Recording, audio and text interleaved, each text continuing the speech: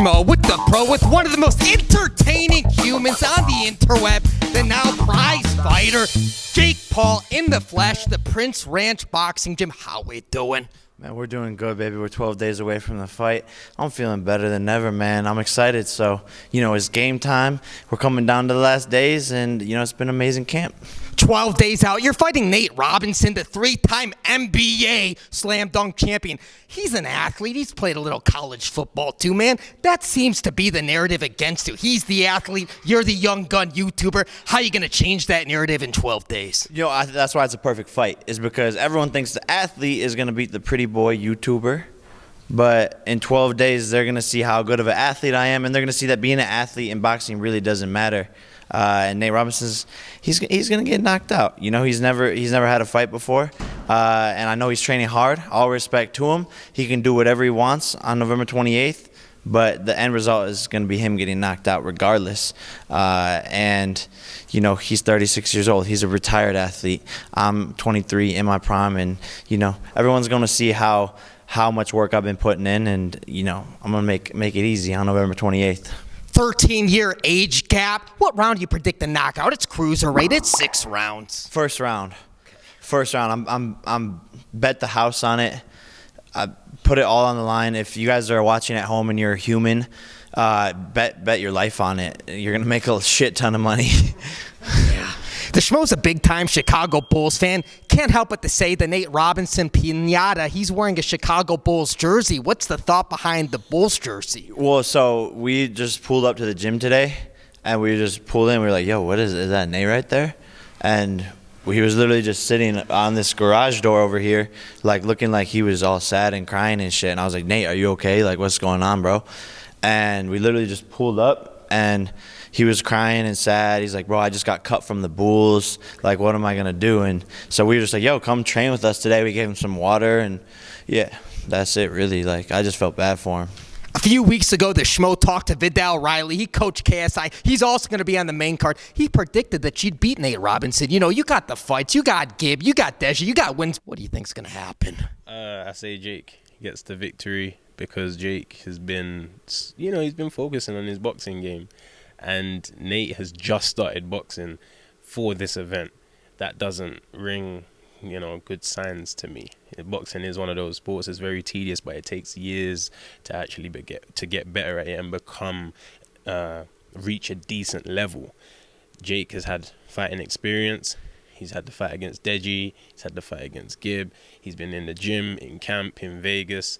So Nate, I don't think he's had enough time to be an adequate opponent for Jake Paul. It's his first fight. Yeah, I mean, he doesn't know what he's getting himself into. You can't play boxing. You can play basketball, but you can't play boxing. And, I've been doing this for 3 years now. I've been sparring with amazing people in the gym. We've had an amazing camp, and I've just gone to a whole nother level. And I'm excited to, put on a show and show people that I can actually box, that I'm a legitimate pro boxer. Because at this point, I think people still think it's a gimmick.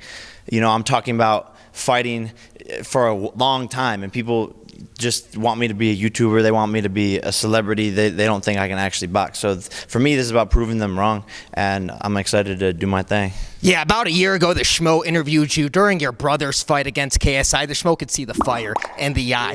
Yeah. What happened last night? You were on a little bit of a social media tear, man. Everybody wants a piece of you. Is everything okay with your brother, Logan, man? Are you going to fight him? I think we'll fight at one point. I mean, at this point, he's talking shit to the paparazzi. But how is this guy so confident when he hasn't won a single fucking fight? I don't get it. And everyone's calling me out. I start boxing now. Every influencer thinks they're a boxer. Austin McBroom wants to fight me.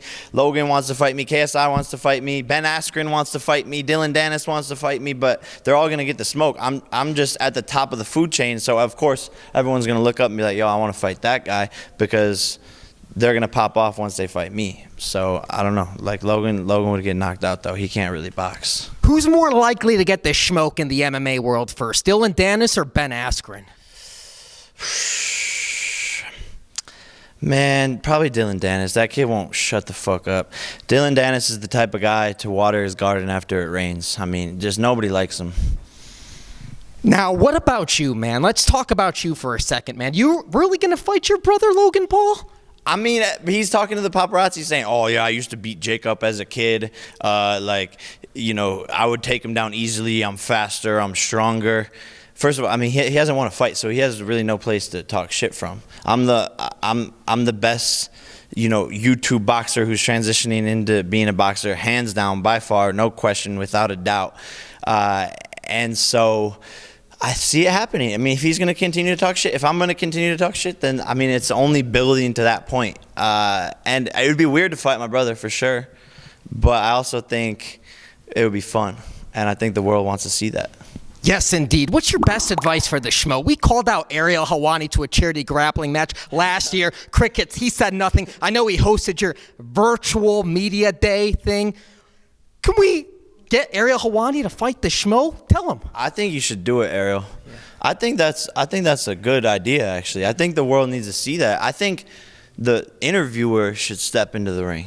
Absolutely. Just to see what it's like one time. That would go viral. I mean, Ariel, bro, you can make a bag off that. Hey, if you can write the stories, you can talk about it, you might as well dance one time, right? That's right. That's facts, yo. I like that. Appreciate that. Final message for the Jake Paul fans out there worldwide. Man, I'm excited to put on a show. I love you guys. I'm sorry I haven't been posting as much content. As soon as I win, I'm back to content. I'm back to music. But we're taking over the world. This is just the start of the journey. I'm 23 years old. I'm young. I'm hungry. I'm flashy. I'm ready to kill. So, man, this is just the start. He's in his Jordan year. We're afraid to see what's going to happen to the guy to our left. He's the pro. I'm the Schmo. We're out.